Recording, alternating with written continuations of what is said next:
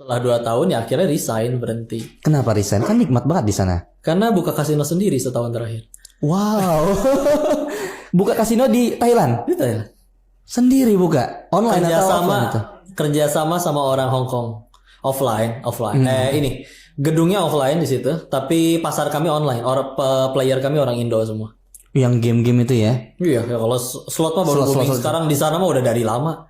Oh. Sekaligus mungkin tips kali ya untuk orang pada main judi kalau kalian pengen menang.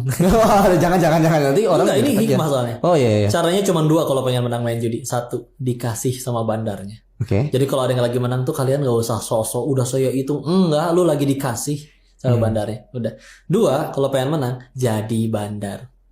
Jadi kalau misalkan jadi pemain jangan harap menang, bro. Sudah pasti tersetting kalah ya. Sudah pasti ujung-ujungnya pasti kalah kalau ditarik panjang. Dari 10 orang yang main judi, 2 menang, 8 kalah. Sifat buruk manusia itu pasti ngerasa saya pasti si 2 orang tersebut. Oh iya. Gitu ya. Kalau main seperti itu tuh pasti optimisnya muncul ya. Optimis ya. Oh, yang bener-bener kartu kita yang megang bagian sendiri aja lu masih bisa diakalin. Apalagi ini kartunya bentuk digital di laptop gitu. Ngarep menang enggak lah, itu mah semuanya dikasih. Jadi maksudnya yang masih pada main ya udah. Sahabat berarti rukun nggak ada cara menang. Cintanya gimana? Di dalam Islam itu nikah itu dasarnya bukan cinta, Tapi tadi tujuan yang sama. Karena kalau misalkan cintanya didasarkan kepada sesuatu yang tidak abadi, tampannya atau hartanya yang semuanya titipan, maka ketika itu semua hilang, apakah pernikahannya juga harus berakhir? iya setuju. Kan enggak. Iya. Sedangkan cinta itu sekedar bonus yang menarik. Waktu SMP kita sekelompok terus sama si dia juga bisa naksir kan? Apalagi sekarang udah tinggal seranjang terus gitu kan? Akhirnya cinta itu tumbuh. Ibarat karena nikah tuh akhirnya ketika dalam Islam kayak naik angkot, satu dari Jakarta, satu dari Bogor, sama-sama mau ke Bandung. Yang penting tujuannya sama. Ketika tujuannya sama, apa nggak mungkin ada masalah? Ada, ban kempes, bensin habis. Tapi ketika ada masalah, paling yang di dalam ngobrol. Kita masih sama-sama mau ke Bandung kan? Iya, kalau gitu ngapain kita pisah angkot? Ya, sama. Kita niatnya pengen apa nih? Pengen ke Allah, untuk dakwah, ridha Allah. Ada masalah? Pasti. Tapi ketika ada masalah, tujuan itu yang kembali mempersatukan. Gak ditanya, pengen selamanya sampai mati hidup kayak gini? Ya enggak sih.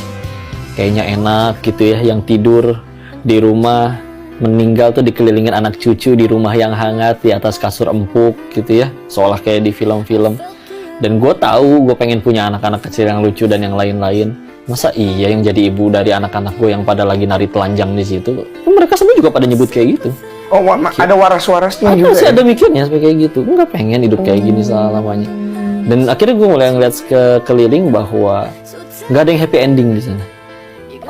Pilihannya ada yang bangkrut, ada yang udah ditinggal anak istri, mohon maaf, bahkan ada yang udah kena penyakit kelamin. Nggak ada yang happy ending. Padahal itu bandar-bandar gede semua. Padahal uangnya juga banyak. Iya. Dan sebelum nyampe ke tidak happy endingan yang jadi kemutlakannya itu, banyak yang udah stres duluan, udah gilain duluan nyampe kayak gitu. Oh, lu lihat itu? Udah lihat kan.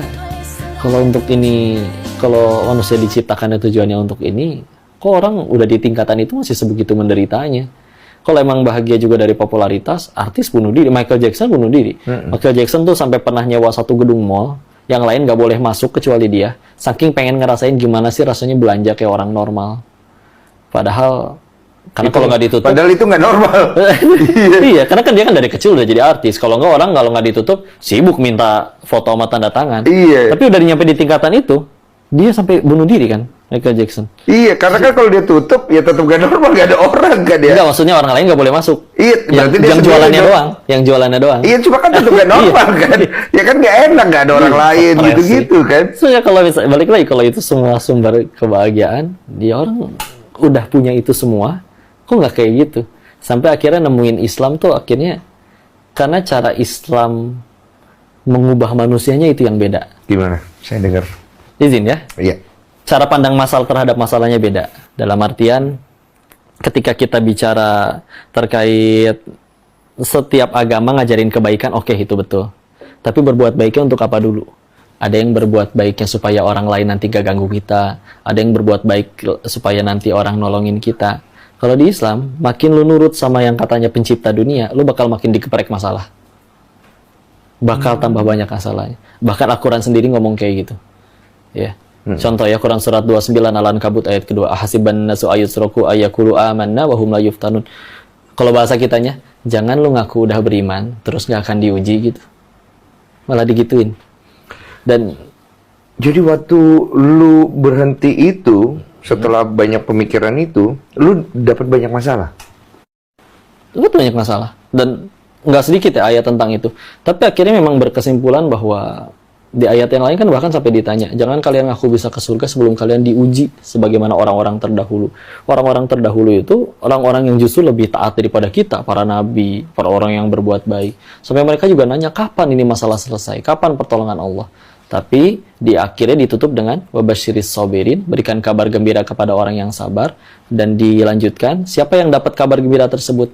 Orang yang mengucap setiap kali ada masalah, inna lillahi wa inna ilaihi rajiun. Intinya adalah kami milik Allah dan segalanya akan kembali kepadanya. Dalam artian gini, berarti penderitaan manusia itu diawali ketika merasa memiliki. Wih, cakep. Ayo suka. 1 poin. Ini bagus nih ilmunya. Berarti jalannya jalan yang bener nih di belajarnya. Gue suka. Iya, karena kalau hartaku, jabatanku, karirku udah kupupuk bertahun-tahun segala macam. Enggak, bro. Titipan. Buktinya ada orang yang udah dapat itu semua bahagia nggak? Cerita. Enggak. Justru itulah cara Islam ngebahagiain orang. Karena pencipta lu tahu bahwa makin lu ngejar itu, lu makin nggak bisa bahagia. Makanya ketika akhirnya kita nurut sama pencipta dunia itu, lu makin digeprek sama masalah, dalam artian lu berusaha dicabut dari semua kemelekatan itu. Karena kalau misalkan sesuatu yang bermanfaat, tapi kalau melekat pasti jadi masalah. Mikrofon misalkan, kalau nggak pakai itu satu masjid nggak akan kedengeran. Tapi kalau itu nempel sama tangan lu cebok susah, lu makan susah. Padahal benda itu bermanfaat. Apalagi ini nemploknya di hati. Jadi justru cara untuk bahagia yang Islam ajarin adalah, ya Islam dari kata aslama, yuslimu, lepas, berserah. Di hati itu udah nggak ada apa-apa, tinggal pencipta doang. Jadi akhirnya makin lepas dari itu semua, ya akhirnya lihat para orang-orang soleh terdahulu yang kayak hidupnya, kok solehnya sesoleh itu, dosa terampuni, apa atau bahkan tidak ada, tapi masalahnya lebih berat daripada kita, udah gitu tetap baik sama orang-orang. Kok bisa manusia tuh sampai di tingkatan kayak gitu? Dan mereka bahagia. Sedangkan bos-bos kami dulu nggak ada yang bahagia.